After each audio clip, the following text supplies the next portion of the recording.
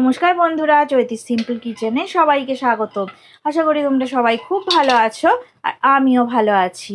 সবাইকে শারদীয়ার শুভেচ্ছা জানিয়ে আমি আমার চ্যানেলের রেসিপি এখান থেকেই শুরু করলাম।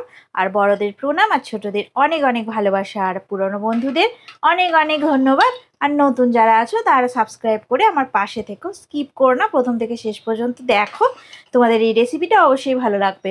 তো আমি দেখো ঘুগনির মটর 3 ঘন্টা ভিজিয়ে রেখে এখন আমি কুকারে দেব সিদ্ধ করতে। আমি সামান্য একটুখানি নুন দিয়ে দিয়েছি। এবারে দেখো জলটা বেশ ভালো ফুটছে, একটু গরম হয়ে গেছে আর কি, এখনো ফোটেনি। তো আমি নুনটা দিয়ে দিয়েছি, অল্প করেই দিয়েছি। তো খুবই সামান্য নুন। এটা দেখো এবার ফুটতে শুরু করেছে, দেখো মটর। তো আমি 2 কাপ বড় সাইজের কাপে 2 কাপ মটর নিয়ে দিয়ে দিয়েছি। তো 3 ঘন্টা ভিজিয়ে আমি এইভাবে রান্নাটা করছি। তো চলো আমি কুকারে ঢাকাটা এবারে বন্ধ করে দিচ্ছি। তো আমি 2টো সিটি দেব, তারপরে ফিরে আসছি। একটু অন্যরকম করে ঘুগনিটা বানাবো। দেখো এই যে কড়াতে আমি সর্ষের তেল দিয়ে দিলাম। আমি একটু সামান্যই তেল দিলাম, 3 চামচের মতো তেল দিলাম।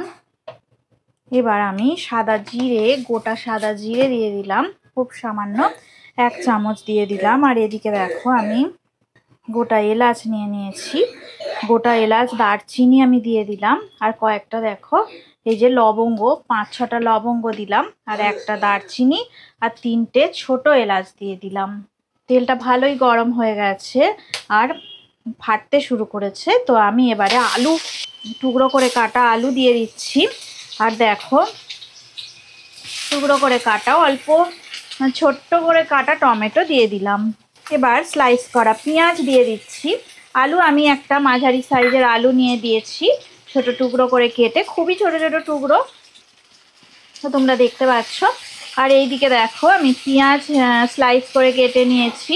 তো পেঁয়াজ আমি একটা ছোট সাইজের পেঁয়াজ নিয়ে রান্নাটা করছি। তো দেখো আমি কিছুক্ষণ একটু ভাজা করে নেব, 2 মিনিটের জন্য ভাজা করে নেব।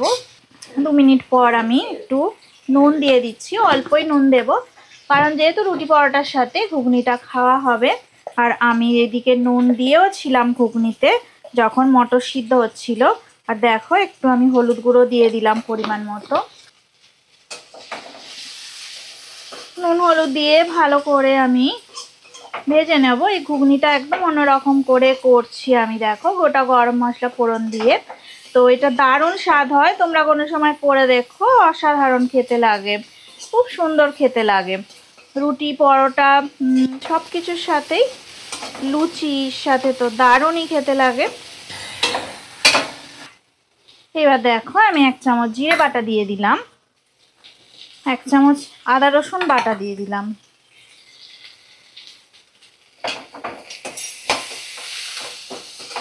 মশলার সাথে ভালো করে আমি কষিয়ে নেব। ফ্লেমটাকে মিডিয়াম ফ্লেম করে রেখে দিয়েছি। 2-3 মিনিট এইভাবে মশলাটা ভালো করে কষে যাওয়ার পরে আমি দেখো দিয়ে দেব সেই সিদ্ধ করে রাখা মটরগুলো। আমি 2টো সিটি দিয়ে সিদ্ধ করে রেখেছিলাম, আর 3 ঘন্টা জলের মধ্যে ভিজিয়ে রেখেছিলাম, আর সামান্য একটু নুন দিয়ে সিদ্ধ করেছিলাম। তো 2 মিনিট মিডিয়াম ফ্লেমে ভালো করে আমি সব কিছুর সাথে মটরগুলো মিশিয়ে নেব। এবার দেখো সামান্য একটু কাশ্মীরি রেড চিলি পাউডার আমি দিয়ে দিলাম, আর একটু গরম মশলার গুঁড়ো দিয়ে দিলাম 1/2 চামচের মতো, খুবই সামান্য দিয়েছি। 2-3 মিনিট এইভাবে মিডিয়াম ফ্লেমে নাড়াচাড়া করা হয়ে গেছে। এবার আমি পরিমাণ মতো জল দিয়ে দেব। আলু যেহেতু আমি কাঁচা দিয়েছিলাম, তো জলের পরিমাণটা একটু বেশি লাগবে। তো ফ্লেমটা হাই ফ্লেমে করে আমি একটু ঢাকা দিয়ে দেব কিছুক্ষণের জন্য। 2 মিনিট ঢাকা দিয়ে রাখছি, 2 মিনিট পর ফিরে আসছি।